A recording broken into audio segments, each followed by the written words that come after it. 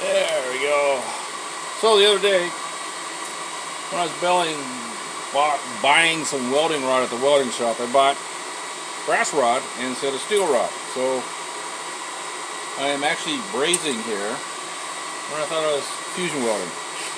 So I have to do this a little bit differently. I got to put a support plate on the back, grind this down smooth, put a support plate on it, then braze this together because you got to lap. Can't just do that. It doesn't work. Not strong enough. So we'll get busy doing that. And then we'll go out and test fit it, make our marks so that we can drill our holes, and then we can tap the darn thing and get the fuel regulators mounted properly, finally. Whatever. So let's get busy.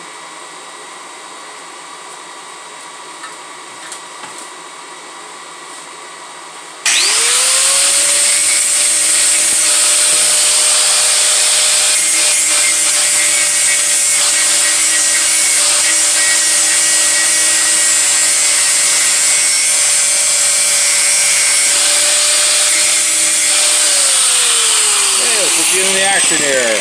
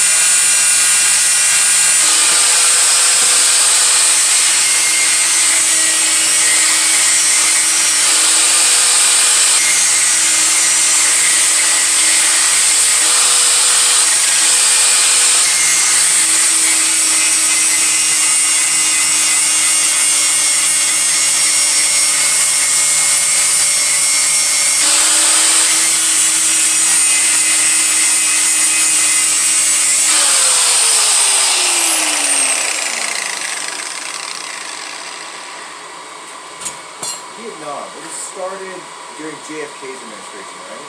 What's that? Vietnam, it started during JFK's administration, right? Yeah. And then ended during Nixon's? Yeah. Well, actually, yeah. Actually, it did in 1975. So that would have been after Nixon. He was impeached in 72. You're on the camera, by the way. Huh. Interesting discourse. We'll have this conversation later if you want. No, we talk about it. I was just sitting there thinking. Yeah. Well, I don't know much about Nixon, and what I do know about Nixon is probably exactly what they want me to think about Nixon. Right. That he was a guy who was involved in a scandal and spied on Americans, and he got impeached and got in a helicopter and flew away forever. He didn't get impeached. He resigned before he got impeached. Okay, they were aiming to impeach him. Yeah. Yeah, and it's like, you start thinking about it, it's like, maybe I should look into Nixon. Maybe I should look at what Nixon was actually doing, because, see, that seems like kind of a playbook that's familiar. Right, it is. Well, in the same right, Bill Clinton, though. Yeah, you could say the same thing. But Bill Clinton's agenda clearly wasn't anti-establishment. No, Bill Clinton was a... NAFTA. Yeah. I mean, if nothing else, NAFTA. Yeah, Bill Clinton was a moderate Democrat. Yeah. Okay, right he now balanced the budget, to be fair. Well, he claimed he balanced the budget. I don't know if he really did or not. It seems to be the case. I don't know.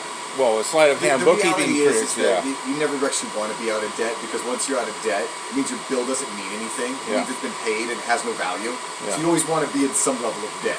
Right. But, you know, there's levels you don't want to be at. Yeah, with 35 trillion. Yeah.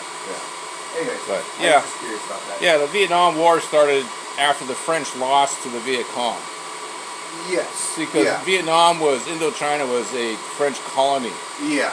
And when after World War II, the Vietnamese tried to break away from France. And the France objected and went in there and started a war. And that war lasted, 5 years. And they actually defeated the French and pushed them out. At that point, the United States went in to try to protect the world from communism. And that's where that one movie, you know, the greatest, whatever it was, where they had that one guy. The Great Escape? No. The first battle, the movie about the first battle that the Americans almost lost in Vietnam. Yeah, about Hal Moore. Hal Moore, yeah. Yeah, We Were Soldiers. We Were Soldiers. Yeah. That was the beginning of the American involvement in Vietnam. Yeah. We just picked up where the French left. You should read that book, by the way. In his own words, it's phenomenal. Right. So, in the beginning, Kennedy didn't actually send forces in, he sent in advisors. Yes. So you had a little bit of advisors going in, a little bit of advisors going in. Pretty soon you got a whole company in there, and then the division. Yeah. And then pretty soon you got 100,000 men. The impression that their tactics were going to overwhelm them immediately. Right. And that just it didn't the Vietnam were really prepared. The Vietnamese were super prepared. Well, yeah, they just won a war against a major power. Yeah. So they had their shit down. They also had the support they always had the support of the Russians. I mean, the Soviets and the Chinese. The way that Hal Moore actually describes it is there's a lot of bureaucracy that led to problems, and that like on his way to war, as an example, he was a battalion commander, I believe. Yeah. He wasn't a general yet. He was a lieutenant commander, I want to say, something like that. Right before he gets deployed to Vietnam to do this first time, basically air cavalry charge into unknown territory for the first. Those tactics were developed at the beginning of Vietnam, where the helicopters swoop in with the 50 cals, go on, blowing everything up in the path. Right before that, the war actually took place, this invasion took place, the actual battle. Basically, 1/3 of his commissioned officers were sent home. Yeah. They're like, their commissions are over. Sorry. And it's like, so you're taking my best men and you're sending them home right before the battle? Right. What are you doing? You know, it was just full bureaucratic mistakes everywhere. Yeah. In the middle of the battle, they were trying to get him to come back to safe ground. He's like, I'm not going anywhere until every one of my men are off the ground. And he didn't leave. He was the first man on the ground, the last man off. Incredible guy. But that was the beginning, because the United States was completely unprepared for the type of war that Vietnam developed into, which is basically jungle warfare with guerrilla troops. Yeah. And the United States came off of 2 victories, a victory in World War II. Large-scale victories. A victory in World War II and a stalemate in Korea. And they were using... Was it a stalemate? Well, it's still technically at war with North Vietnam. We have an armistice with them. We haven't won the war. We haven't lost the war. North Korea. I'm talking about the Korean War. North Korea. No, that's right. The Korean War. North Korea. It's not. I mean, you can say that technically, but North Korea isn't a threat at all to anybody. Well, yeah. Except maybe South Korea. They think they are. They make a lot of noises like they are, but they're really just a sideshow. Yeah. You know, annoying sideshow that you have. They're the sideshow freaks. Yeah, they have like 10 million troops. Okay, what are you going to march 10 million troops to do? Yeah. Invade China? Can you support your 10 million troops? Yeah. Can you feed them? You can't even feed your general population. How can you feed your 10 million troops in battle? Yeah. It ain't going to happen. Yeah. But Vietnam was a different type of war. They weren't used to jungle warfare with insurgencies and guerrilla warfare type style file, because they were fighting conventional wars with tanks and artillery and... I guess I should look more into the Korean War, because I was under the impression it was fought in a similar way to Vietnam. No, it was fought more similar to what World War II was fought. Kind of slash and burn, really. Like, it was kind of maybe more akin to Sherman's March to the Sea. Yeah. Where it was like, we're just going through. Because this is how you win. More of you die than us. Yeah. And the United States and the coalition that was fighting that war, the United Nations coalition, almost made it to China before the Chinese entered the war and pushed everything back to the 43rd parallel, whatever it is. Right. They And started sending their support in. so they had a 5-year war where it ended in a stalemate. Yeah. And it's still a stalemate. It's still technically at war with North Korea. Let's get the right names here. Yeah, I guess you're right, technically. Yeah. But at the same time, it's like, if you want to say so. Yeah. Like, if we really wanted to engage, it's like a war where your kids don't like you because you wouldn't let them have sugar for breakfast or something. It's like, okay, I understand it, but guess what? You can't do anything and you got to get over Right. it. Because if I really want to, I can completely destroy you. Well, it's like that YouTube video where they, the United States woke up in the morning and destroyed one half the Iranian naval fleet by noon and went to bed eating dinner. Yeah. And half Iran's navy's gone. Yeah, and today we're looking at it, and Iran is still a problem, especially under this administration. And we're like, well, what do we do about it? It's like, I got an idea. Yeah. Let's give them money. Lots and lots of money. That's what we're currently doing. Yeah. Yeah, it's good. Trump, that was one of the things Trump touched on in the debate that they didn't really mention was that when he was talking about Iran, he mentioned, you know why Iran is capable, or he was talking about the war in Israel, but he directly and correctly traced it to Iran. He's like, this would have never happened. The reason this is happening is because your administration unlocked the money that my administration stopped Iran from having. It also did help that the Biden administration, the Obama administration gave him $400 million or whatever it was. Yeah. Here, have some money. But they were paying them essentially to not pursue a nuclear program. Right, and they took the money, ignored it, and went and did it anyway. And then Trump came in and he's like, not only am I not giving you the money, if I see you do anything, I'm going to bomb you. Yeah. And they're like, well, fuck, what do we do? Well, we got all this money. Not terror, that's for sure. Yeah, really. That's a bad strategy. Anyway. Yeah, so, anyway, Yeah. back to grinding brackets. Yeah. Important stuff. Sorry about that. It was an interesting discussion with my son sometimes.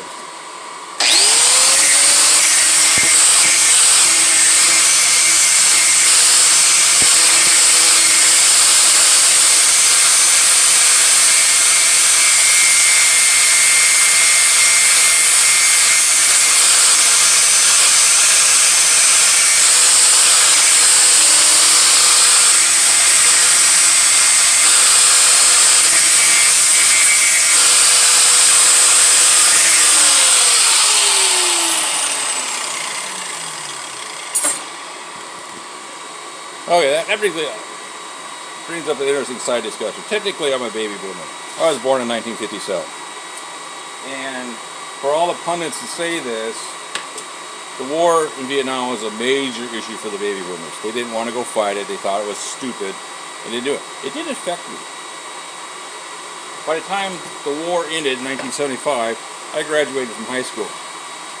Kind of like my dad. My dad technically part of the greatest generation. He was born in 1924. By the time he turned 21, it was 1945. And World War II was over, so it didn't affect him, other than the Great Depression part, at all.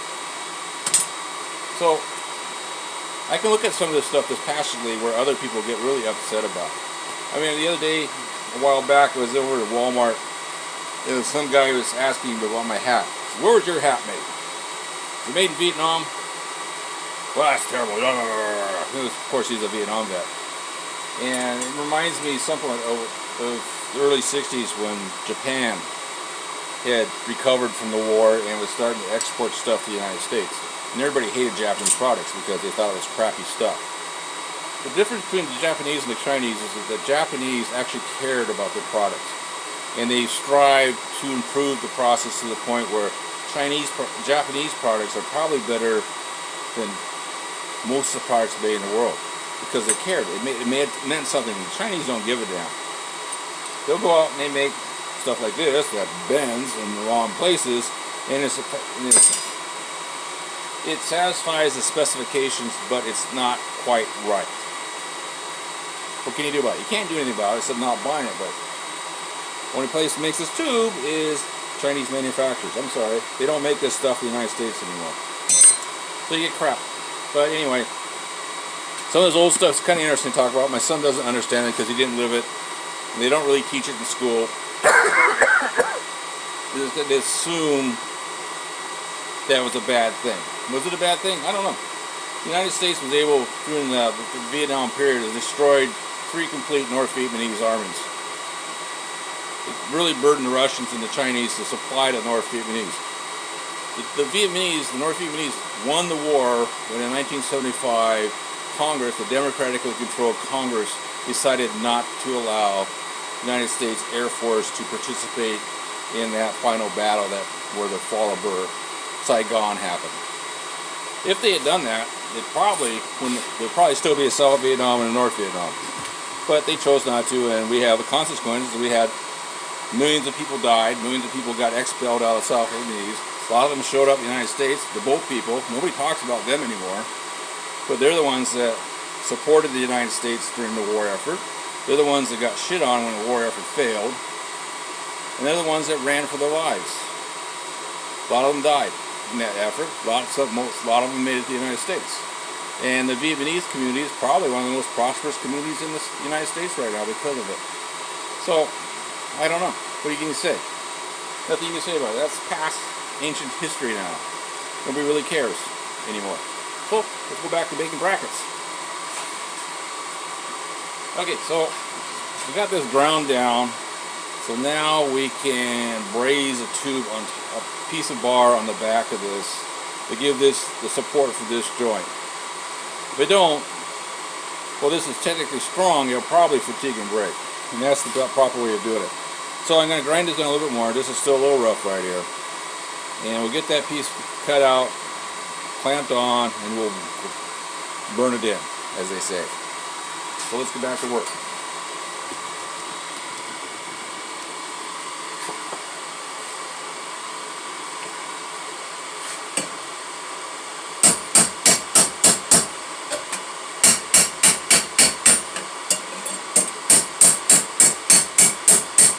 It's down flat since it was a little bit bent. Still is.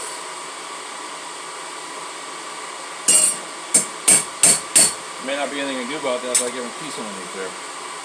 Cut a piece out.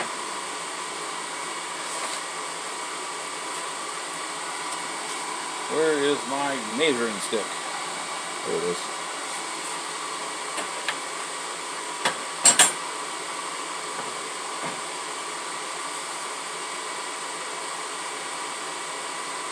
Five and a half inches.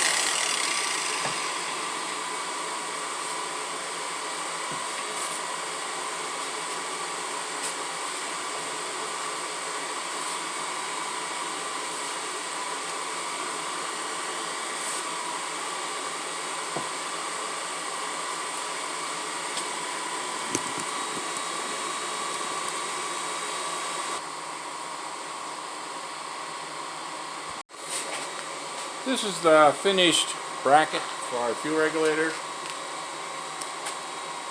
Since this was, I had to use a brazing rod on this instead of fusion welding.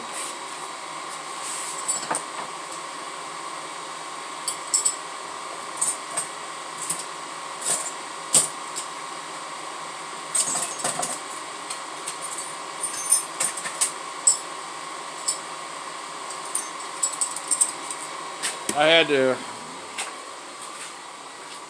create a plate to go underneath it.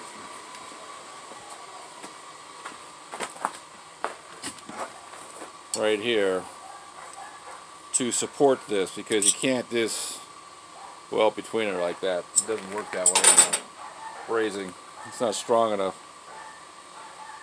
I drilled the holes, tapped them for bolts. Now I can run 7/6 1/4 inch nuts and bolts in there to hold it in place. And this should be really cool when it gets done.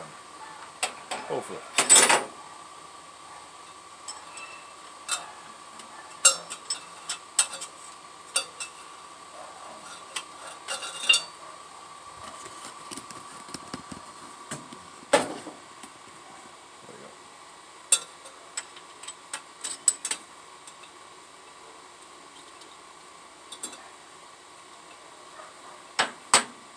This boat is funny. Take it out and it leaks. Put it back in, tighten it up, it stops the leak. Whoever changed the water pump way back when didn't do a very good job of changing the water pump. Oh well, that's ancient history. Didn't paint the dragon very good either. That's ancient history too.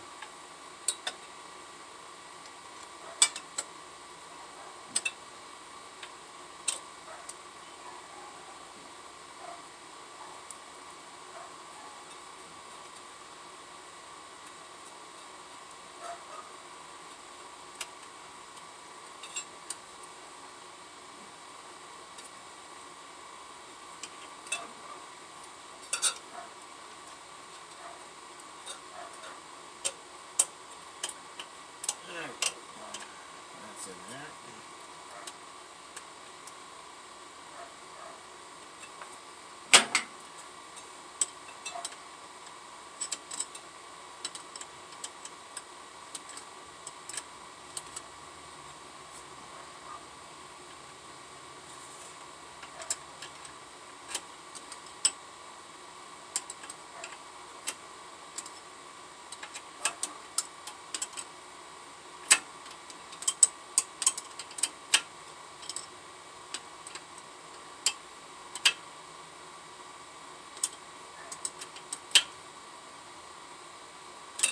Okay.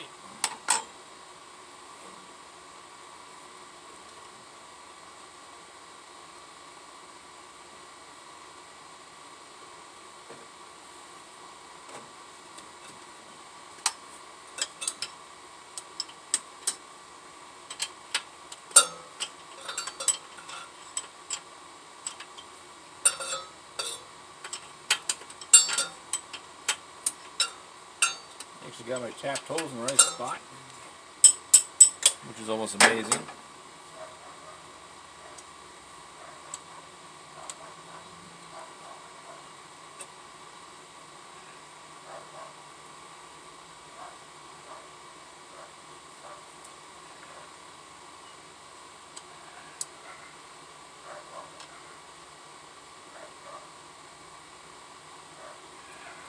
All right.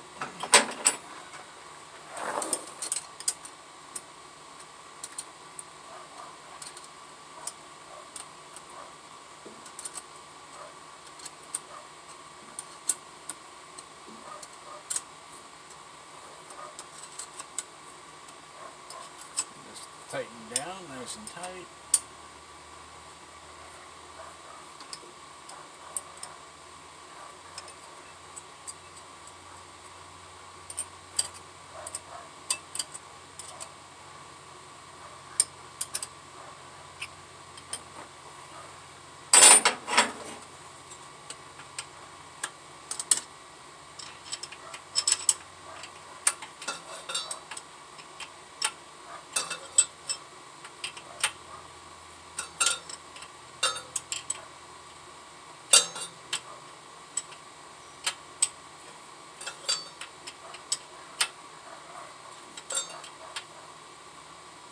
Okay, that's in there.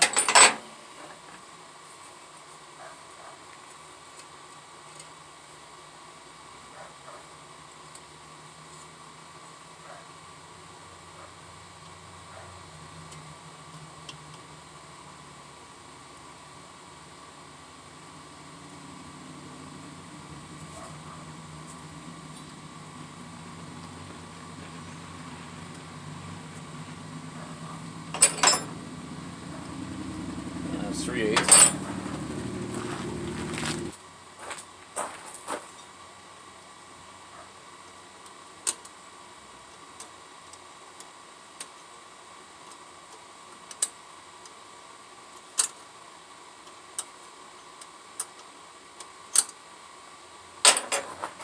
Usually flat.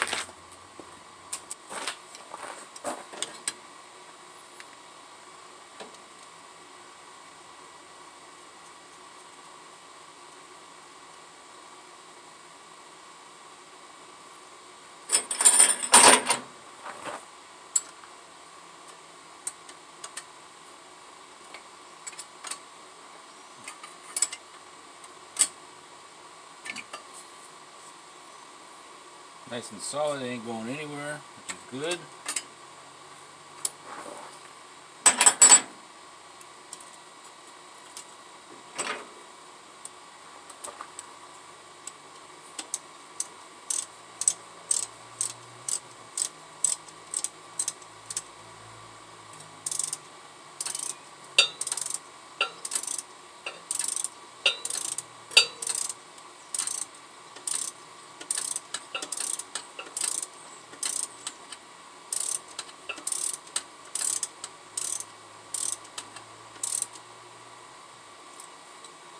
That's nice and tight now. That's not going to move around.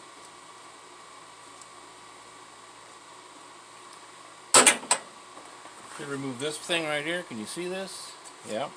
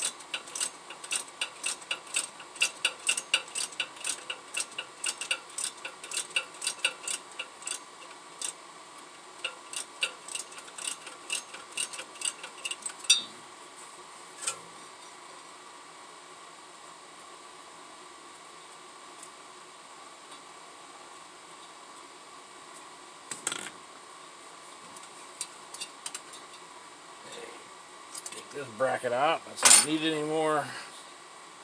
You can find a little bit shorter bolt here. It's a tad bit too long.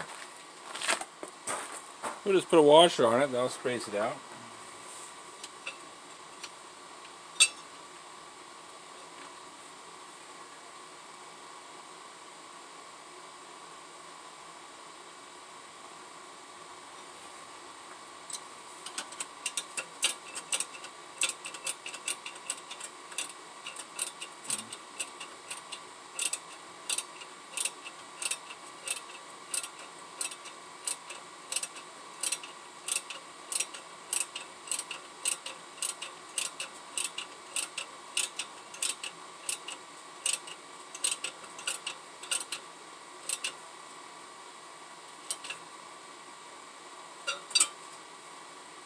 Yeah, that's nice and tight.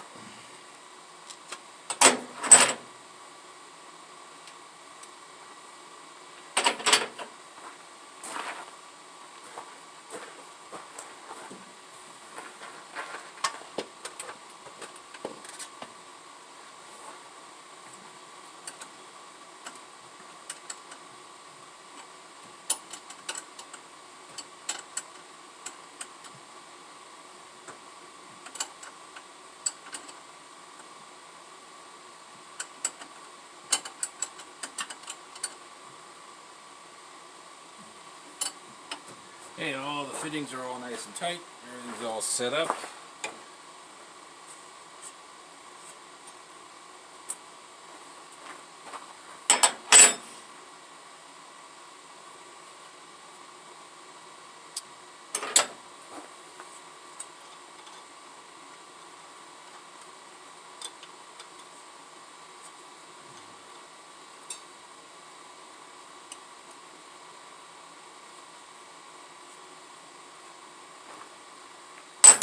we go.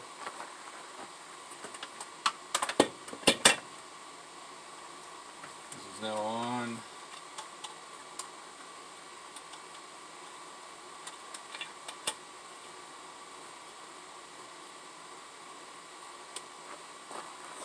Looking good. No ugly stuff. That's one of the parts of building cars. You don't have ugly stuff on it.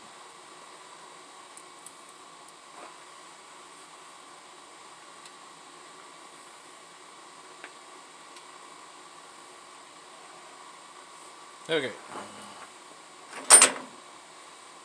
Just stuff back.